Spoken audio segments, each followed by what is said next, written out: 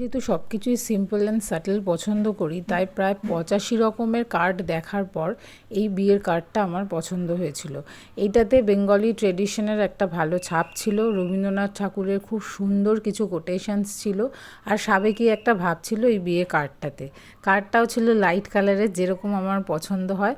আর overall এইটা জানি না কেন আমার প্রথম দেখাতেই খুব ভালো লেগে গেছিলো। আর অতগুলো কার্ডের মধ্যে আমার কিছু পছন্দও হচ্ছিল না। শুনেছি মাছ নাকি বাঙালি ট্রেডিশনের জন্য খুব পবিত্র, আর আমার এই কার্ডের পুরো বডিতে দেখো সাদার মধ্যে ছোট ছোট করে মাছের ইমপ্রিন্টও ছিল।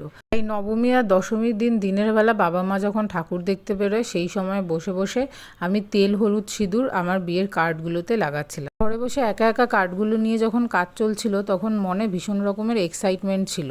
আমার ক্ষেত্রে এক্সাইটমেন্টটা শুধুমাত্র নতুন কিছু শুরু করা নয়, আমি আমার লাইফে পুরনো কোনো কিছুকেই ছাড়িনি।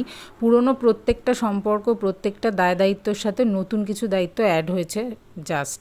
তোমাদের কার্ডটা কেমন লাগলো জানিও।